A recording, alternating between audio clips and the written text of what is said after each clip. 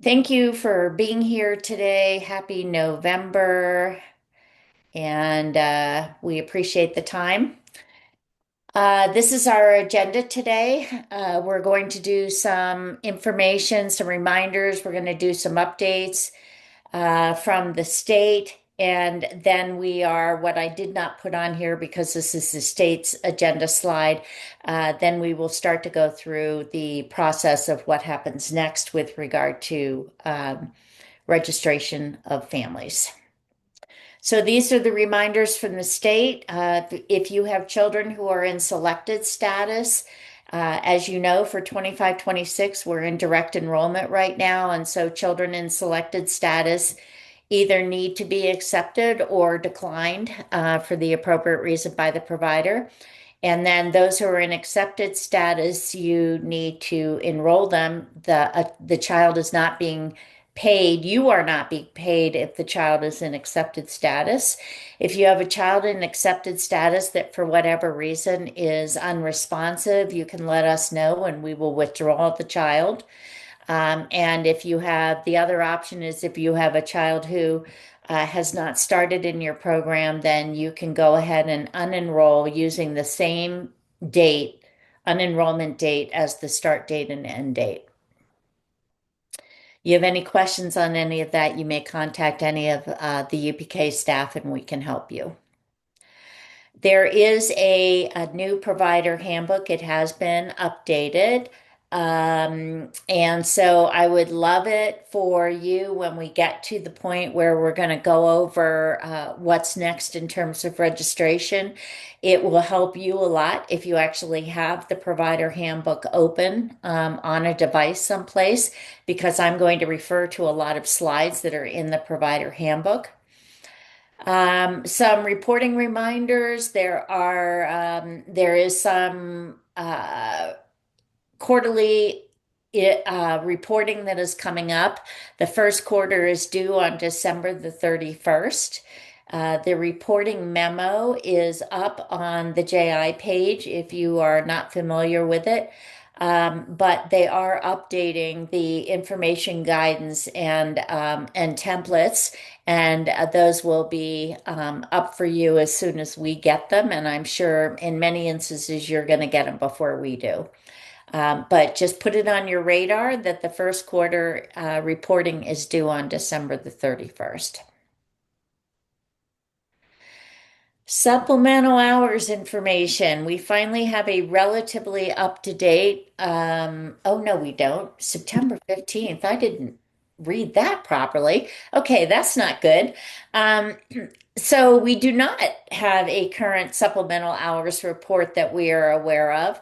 So the state has to do all of this by hand, and they are behind. And so families who have either requested a review of their supplemental hours or have submitted an application within the last 4 to 6 weeks probably have not been reviewed yet, but you can still download your supplemental hours report, and you should do that before you contact us to see whether somebody may be eligible for supplemental hours. Whoever is not muted, could you mute for me, please? And it is important here to see that the state has said that moving forward, their award decisions will be based on actual um, and confirmed funds instead of financial projections. So this may take things a little bit longer, and they may get to a point where they say we cannot award any more supplemental hours. So it hasn't come to that yet, but you should know that the funds are getting pretty tight because the number of children that have enrolled in UPK is higher than what was predicted, which is a great problem to have. But that may limit the supplemental hours.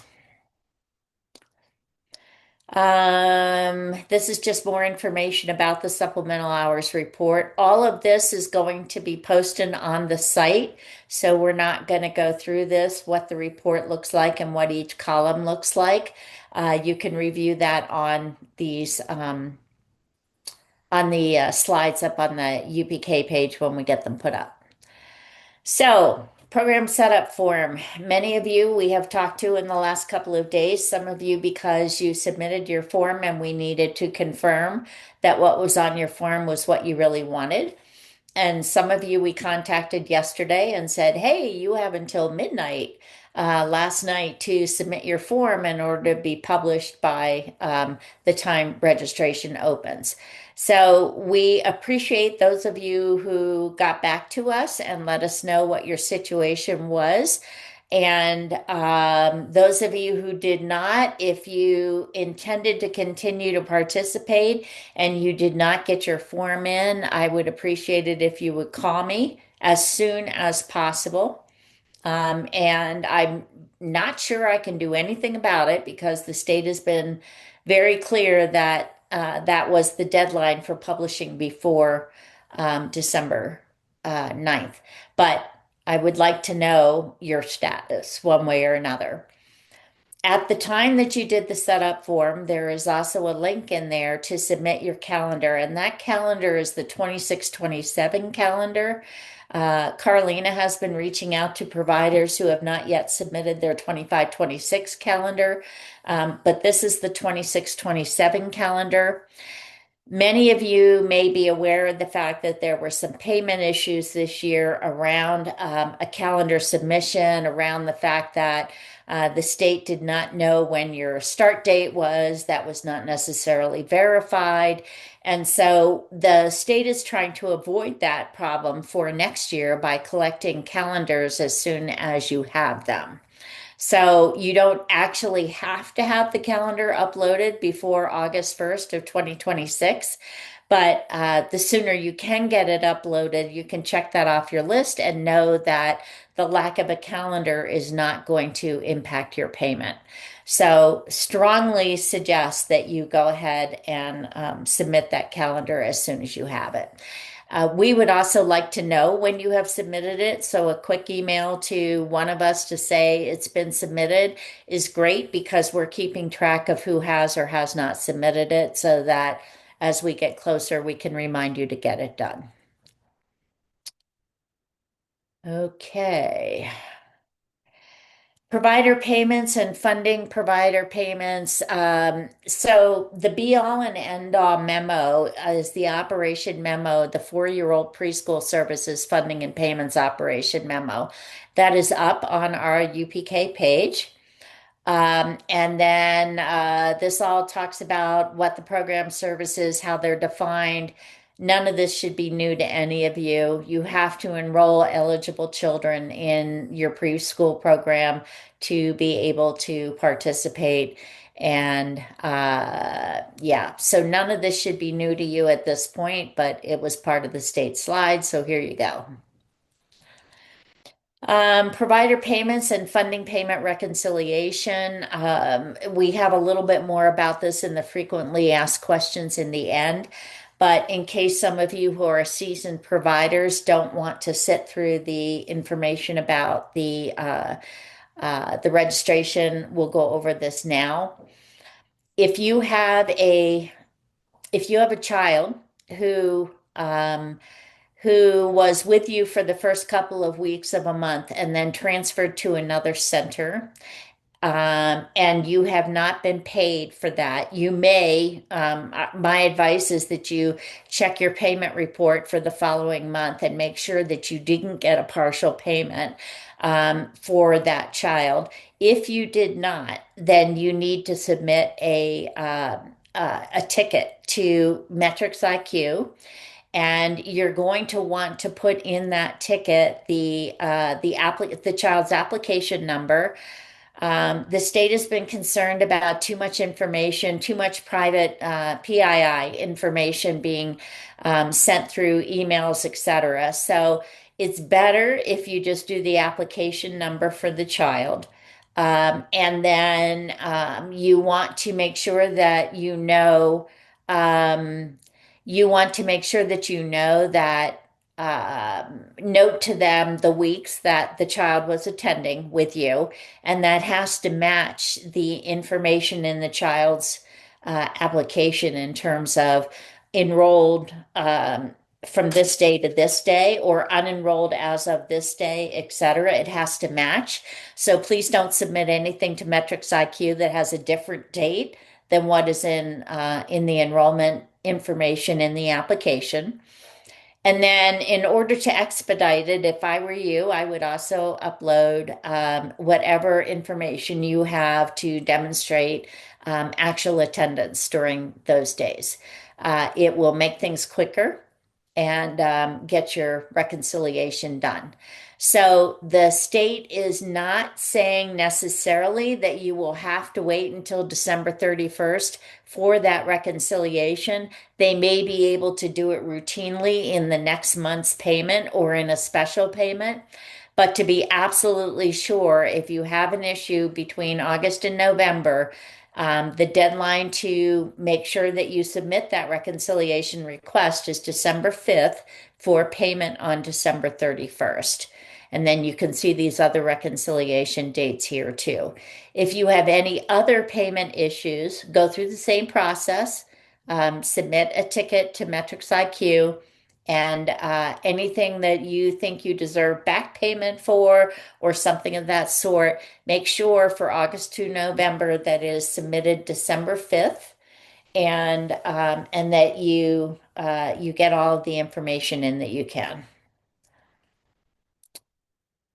Okay.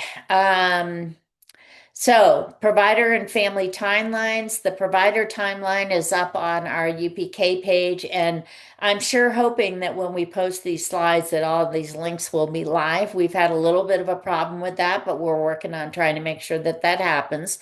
But if not, each one of these are on our provider page, on our, yes, our provider UPK page. So we're going to go over all of these timelines in a few minutes as a part of the next section. But just as a reminder, the registration opens on December the 9th, and that is for all children.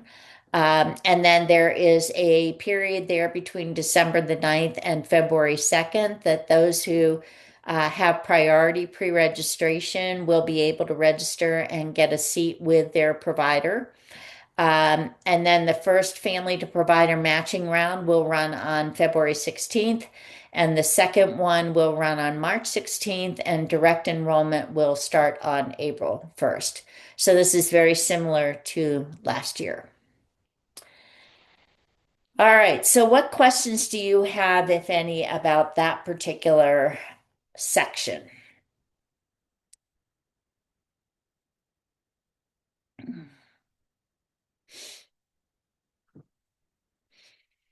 Nothing? You're good there.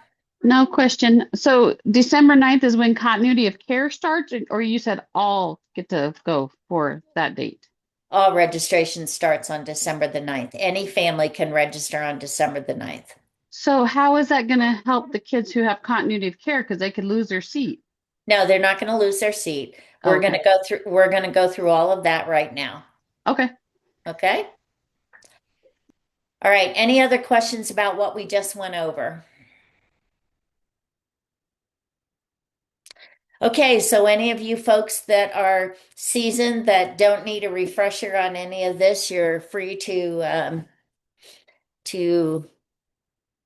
go do something else. And obviously, we'd love for you to stay if that's what you choose to do. All right, provider handbook. This has been updated, and the link on our page is up to date. So if you want to follow along by making sure that you have the provider handbook open, I would strongly suggest that because some of these pages are going to be a little bit hard to read. So, as you know, there is a table of contents, so it does make it somewhat easy to be able to find what it is you're looking for. So we're going to go over a couple of these sections that specifically have to do with registration, continuity of care or priority registration, matching, and then how to send a program link to families. All right. Um, so this is are the key timelines that we just talked about. So you had to submit your setup form by midnight of last night in order to be published for in time for pre-registration for the start of registration. So family registration opens on December the 9th and pre-registration window starts on December the 9th. And the first matching round is the 16th of February, the second is the 16th of March, and direct enrollment starts on April 1. So the pre-registration details look like this. So from December 9th to February 2nd, the pre-registration application window for families requesting continuity of care placements, sibling attending, or child of an employee is open. And during that time, from December 15th through February 2nd, providers will receive matches each day for eligible family registrations and must accept or decline placements by February 2nd. All right, so what this means is that when a family fills out their application, they are asked at the bottom of the application if one of three things applies to them. And it is the first is that they are currently attending one of the providers that they selected. The second is that they have a sibling who is attending one of the providers that they have selected. And the third is that the child is an employee of one of the providers that they have selected. In order for pre-registration, I mean, in order for priority to happen, the provider where that they have priority status must be first in the application, must be the first choice. Okay. They can put in other choices if they want to, and they can put in other programs for their priority provider. So if you have a full day program and you have a half day program, okay, and the family wants is fine being considered for either of those. They can put the full day program first and the half day program second, and then they can go to other providers if they want. But the one where they have priority must be first, or the system is not going to recognize their priority registration. So those that have, say they have priority, those matches are coming to you regularly. It says each day here. I'm assuming that they mean that between December 15th and February 2nd. And you are going to go in to your portal and you're going to look at those applications. And if they are, in fact, have priority with you, then basically you're going to leave them alone. Okay. If they do not have priority with you, then you are going to decline them because they don't have priority with you. So we certainly have families who say, hey, my sibling is attending this particular provider, and the provider looks at it and says, I don't have a sibling here. And so at that point, you would say, no, I'm declining you. You do not qualify for priority registration. Okay. There's a couple of school districts out there that only recognize continuity of care. So they only provide pre-registration status for 3-year-olds for this year that will be 4 in the fall. And they don't recognize siblings attending that school, and they don't recognize employees. So they're going to decline anyone that the child is not currently attending with them. Okay. So you go through and you look at the applications, and basically you're confirming that they have priority registration with you. Okay.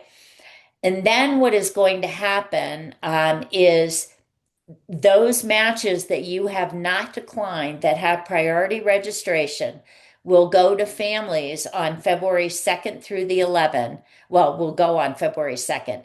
And the families must accept their pre-registration matches, and they can decline them, but they have to accept their pre-registration matches by the 11th.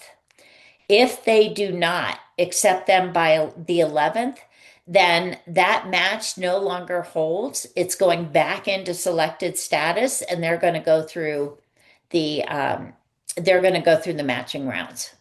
Okay. So February 4th through the 11th, you guys can add seats in preparation for the first matching round. If you need to remove seats, you have to contact me. Okay, but you can add seats on your own by following the process in the provider handbook. Okay. All right. So questions on that before we move on to the family matching. And Alma, did this answer your question?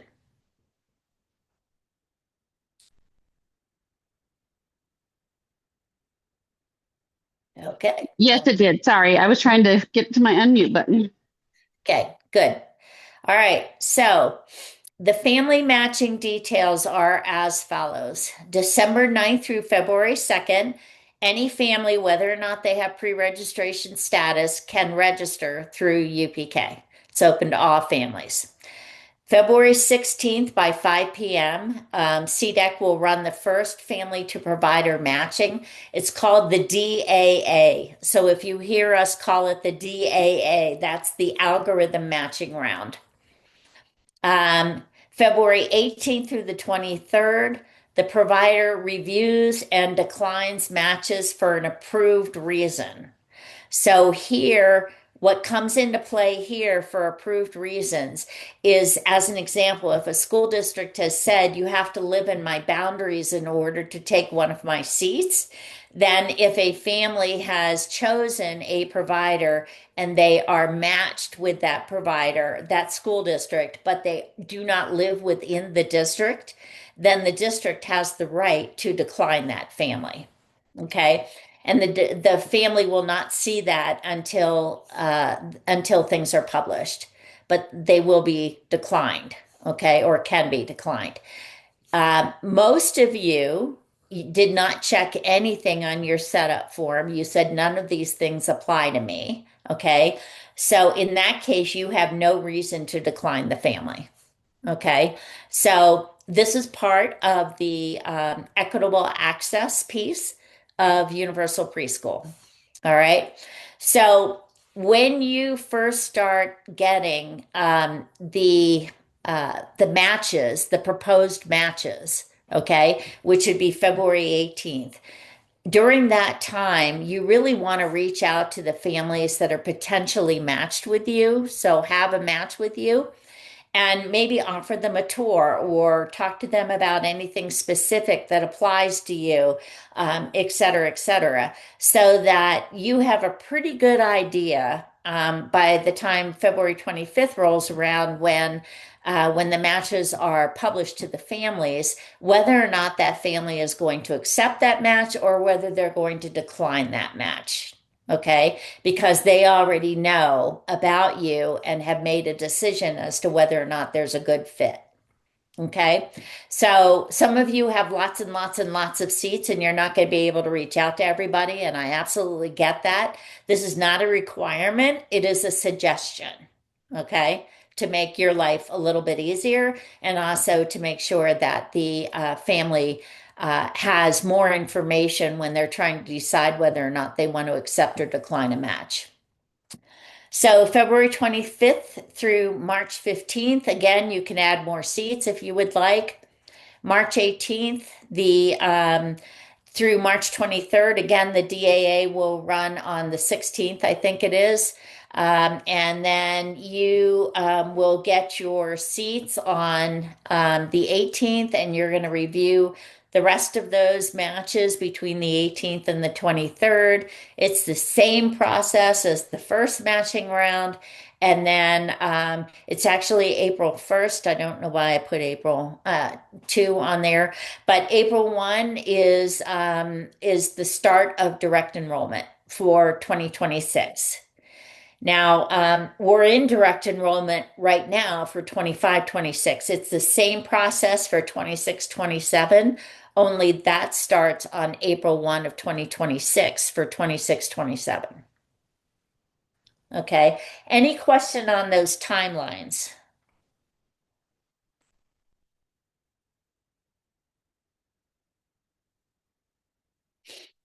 Okay, so this is where we're going into what you have in the provider handbook, and we're going to go through these because I want you to know it's there, and I want you to have the opportunity to ask whatever questions you have around the nomenclature here if you don't understand it. So there's a bunch of status definitions here. So placed is what is shared with the provider for the review period. So those of you who have not been through a matching process, when families are matched with you and you get a list of those families, their status is going to be placed. And then when the family is notified of the match, then they get a notification that they have been matched. Then the family accepts the match, and that's the point where you're at that point saying, okay, hey, I need my own paperwork filled out now. So I want to send this to you so that you can get that started so that we can have the process finished. I need a copy of your physical. I need, whatever. Okay. So that's what happens after the family has accepted the match. Okay. Then the last step is to actually enroll the family. But we are going to suggest that no one do any enrolling for 26, 27 until you are told to. There are certain things that the state has to put in place before enrollment happens. And if they're not ready to go, then it could potentially affect your payment by enrolling too soon. So, as far as you're concerned, for 26, 27, you're going to stop at accepted until we tell you to enroll children. Okay. Then, if a family has in fact declined a match, they will show up as withdrawn. Okay. Um, they might show up as withdrawn if we have withdrawn them, but that's at a special request from you or the family that says, "Hey, I'm no longer interested in this," or "I'm moving out of state," or whatever the case may be. There could be other reasons for the withdrawn status, but if a family during the process decides that they are not going to attend with you, they're going to show up as withdrawn.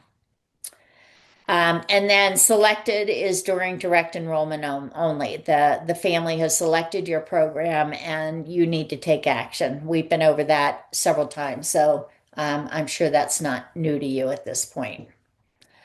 Okay, so that's the various statuses. And again, this is in the provider handbook. So we've talked about the enrollment phases a little bit. I want to make sure that you're aware of what is in the handbook and what is explained. Again, we've talked about pre-registration. We've talked about the fact that their current provider or wherever it is they think they have priority has to be the first choice in the application, and they must answer at least one of the continuity of care questions with the provider. Okay. And then if that happens, then that whole pre-registration part from from December 9th to February 2nd is what comes into play. And then, of course, there's the family matching that we just talked about, and then there's also direct enrollment.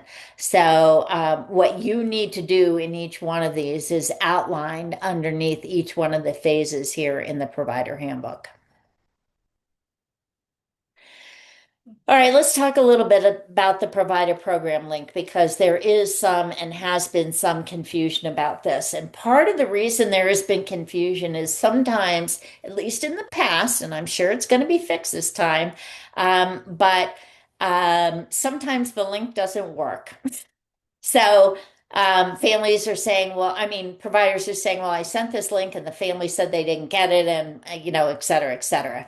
So if you decide to use the provider program link, I want you to read these sections, and there's 3 pages here, very carefully before you decide to do it so that you have the step by step of what you need to do. So this allows you when for your families who have continuity of care or have priority registration with you, this is the place that this link is most useful. Okay. So you can send out a program link to the families that you have continuity of care with you. And what it does, it says here, what is a program link? It's a website address directing families directly to the provider's profile and programs. And then when you use the specific program link, families will be first taken to upk.colorado.gov login page. And from there, families will find the program link. And it shows this provider is pre-selected and ranked as the first choice under the select programs and providers section of the registration. Okay. So what you're doing here is sending this out specifically to the families that you know are returning with you as an example. Okay. And then this is what happens as a result of it. Um, Now, the program link bypasses the UPK's check on birth dates and eligibility. So do not send the program link to anybody who is not eligible for UPK because the system will not pick it up. Okay, so you need to look first to make sure that the family is eligible. No, Jessica, the link is not open until December the 9th. Okay. So there's a couple of other pages here in the provider handbook that talk about how to use the provider link. Okay. So as I said, rather than go through all of this, and here's a page here in the provider handbook that shows you where to find the link. And so it's right here in this page. So you want to follow the instructions of where to find the link to be able to send it out. Okay. If at any point along the line you find out that the provider link is not working, the best thing that you can do for us is take a screenshot and send it to us so that we can then send it up to the state and say, you need to troubleshoot this, there's a problem. Okay. Um, yeah. So follow the instructions. If you have any problems, let us know. And a screenshot is always really good from the parent's perspective if it's not working. Okay. This slide shows you how the match to program status works. And we've already talked about this a little bit. We've talked about the family application being completed and submitted. And then excuse me, they go into play status. The That is for while you're reviewing it, the family is in play status if they've been matched with you. And then if you have a reason to decline them, you can decline them. If you take no action, so you're not accepting them, you're just taking no action. So if you take no action, they then go into match status.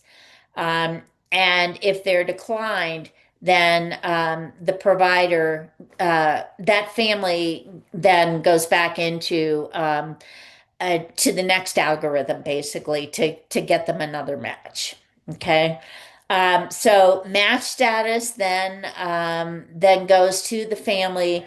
They accept it or decline it, and then you complete it with enrollment. So here's all this. Sorry about that. I didn't mean to do that.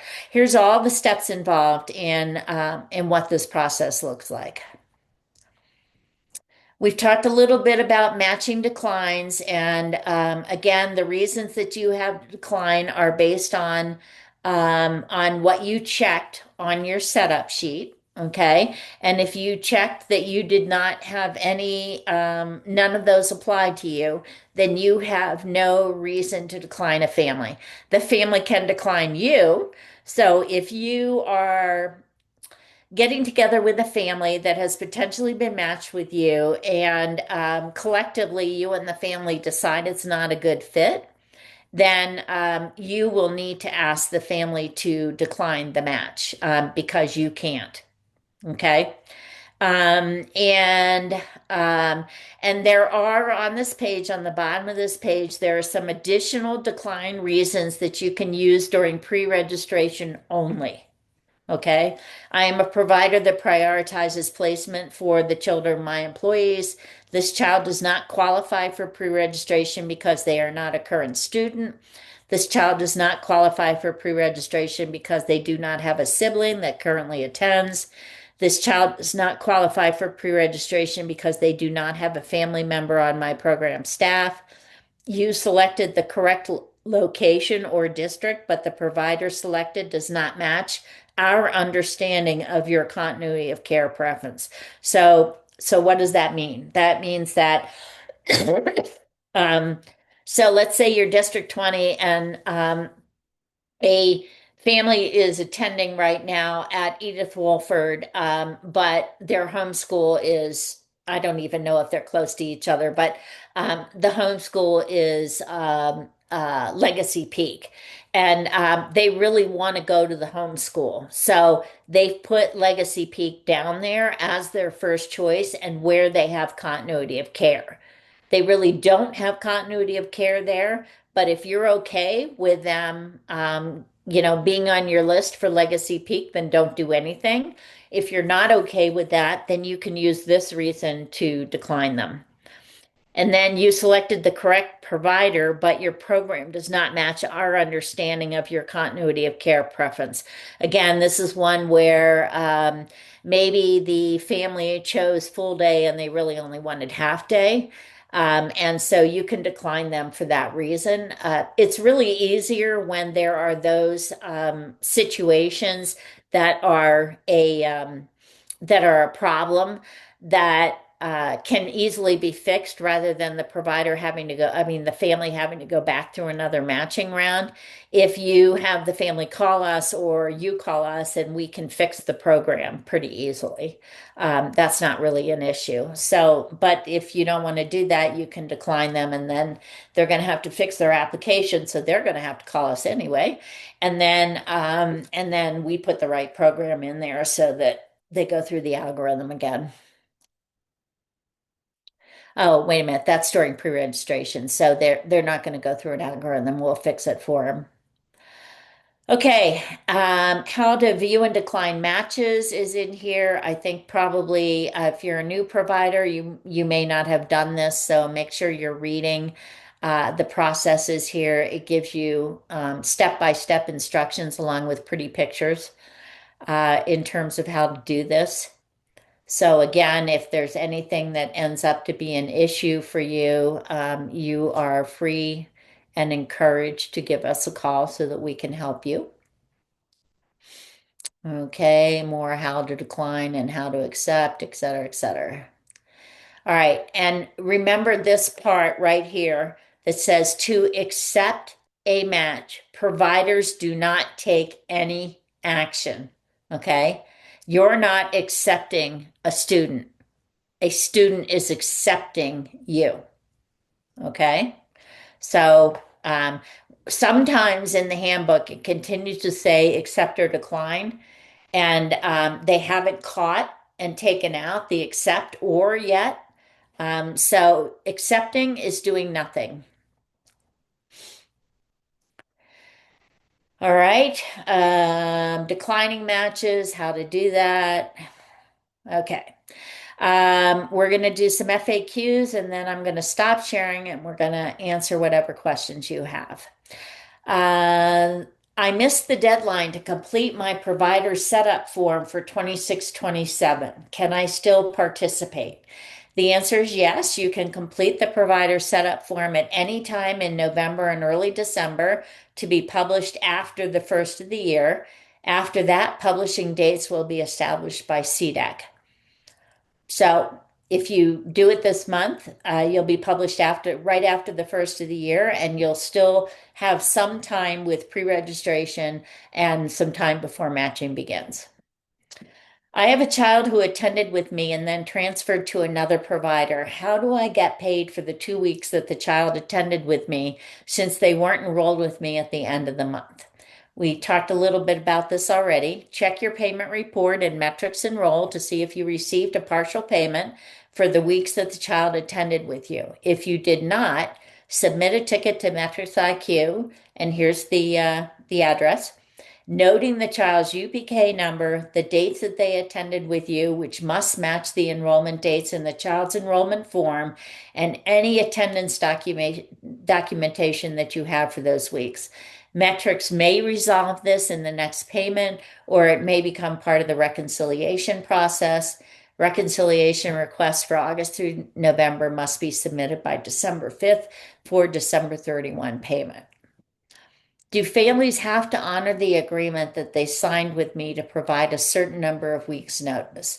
Can I keep them enrolled in UPK for that time period, even if they aren't attending?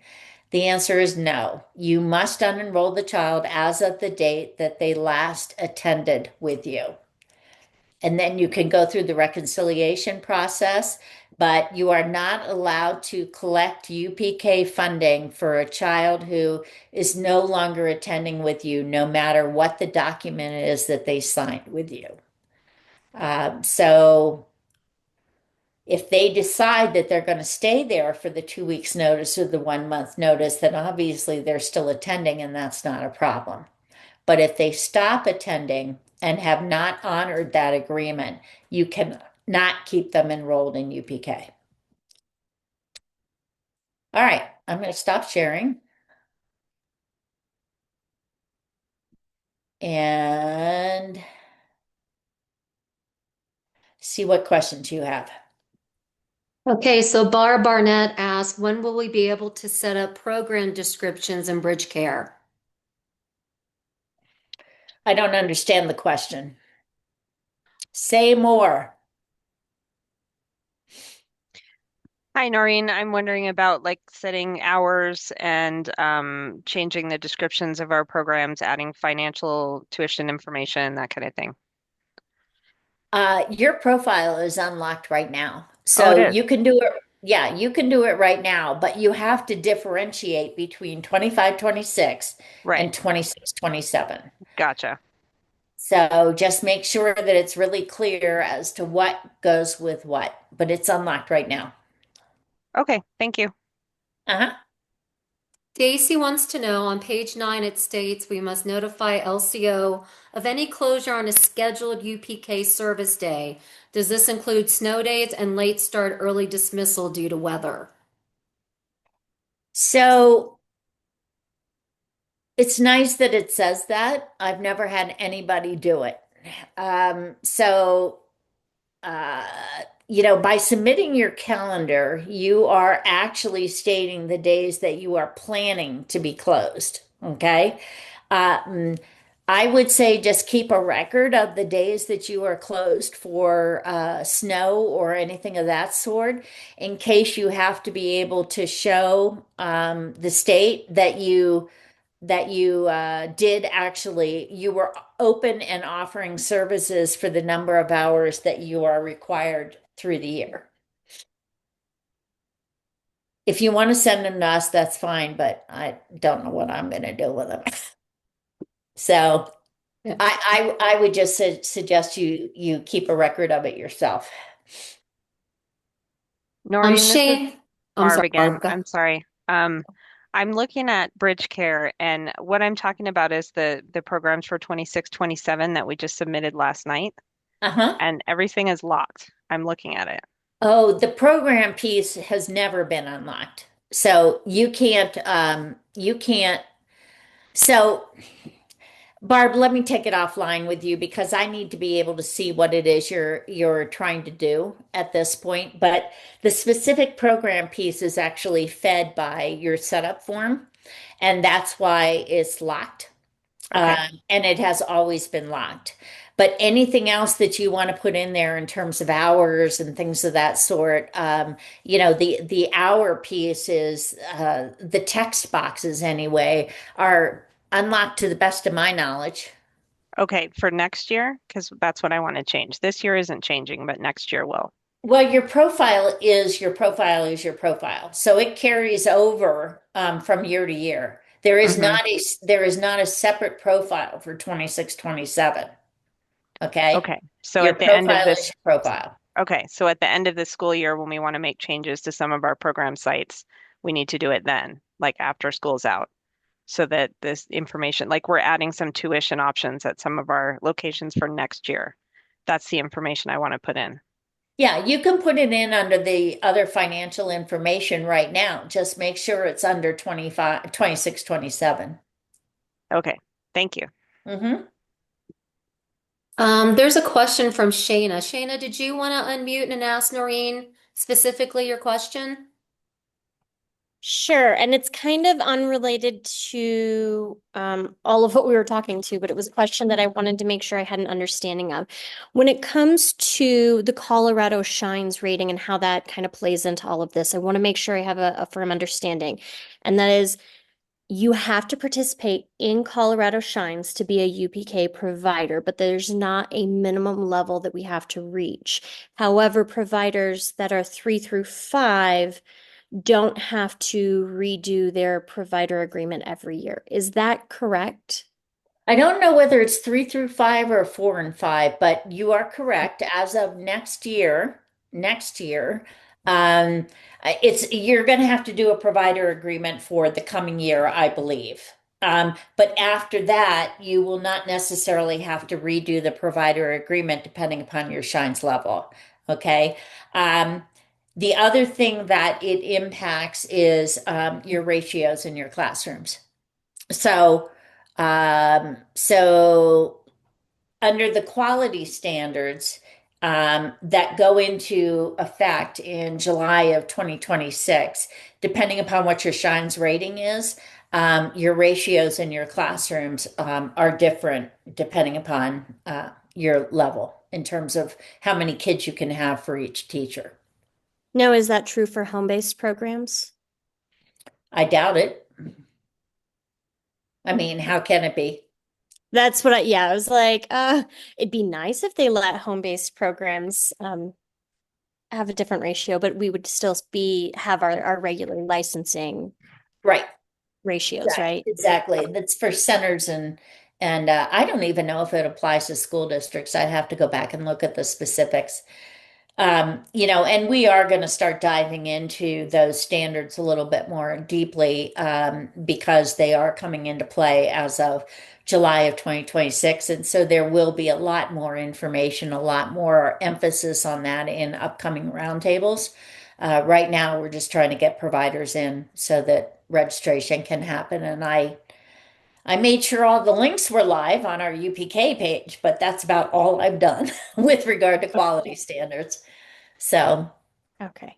But hypothetically, like somebody who is like a level 1, they can still participate in UPK because they are participating in Colorado Shines. They're just a level 1. correct. Okay, perfect. Thank you. Yep. What else?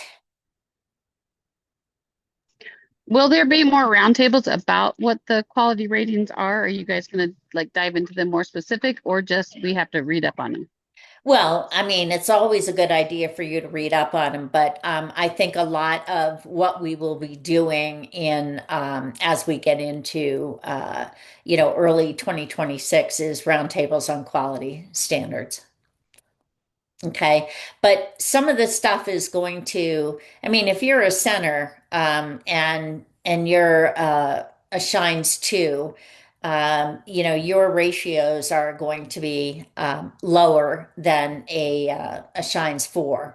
And so, you need to plan for that. You need to make sure that you're aware of the fact that that's the case and that start working on improving your rating. So we want to make sure that everybody is aware of that. But like I said, we just haven't had the time to get into that yet. Nor has the state. But there is a link to the yeah, what's it called? the resource bank. That's it. There is a link to the resource bank, and which has a lot of information, and that link is up on our UPK page. But yes, Alma, we're not going to make you guess. We'll do the best we can to assist you with that. What else? You like the Batman shirt? Who likes the Batman shirt?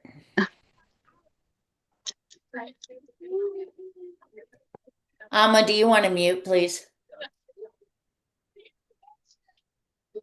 Okay, any other questions?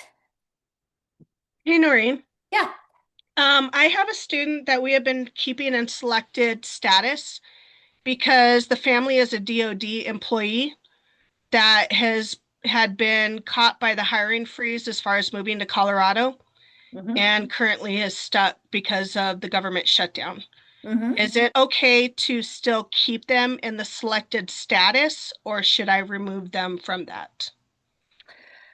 That's an interesting question. Can you send me the name of the child so that we can put a note in their application as to why they're not being moved out of selected status? Yeah, absolutely. I think I've been getting emails from the state like twice a week for the last month. And so I just wanted to make sure that we can help this family out and figure out what's going on. Yeah, there's no reason why you can't keep them in selected status. I mean, but they just don't want families that don't have a match sitting there unmatched. Uh, Right. right? I mean, we want to get kids into seats. But Absolutely. this is a good reason for the child to be in selected status. So just send me the name so I can put a note in the application. Okay, will do. Thank you so much. Thank you. Any other questions? Okay, friends, thank you for being here today, and we are always available. Heather and Carlina are the rest of the team here, and any one of us are very willing to assist you with whatever it is we can do. Okay, have a good day, everybody.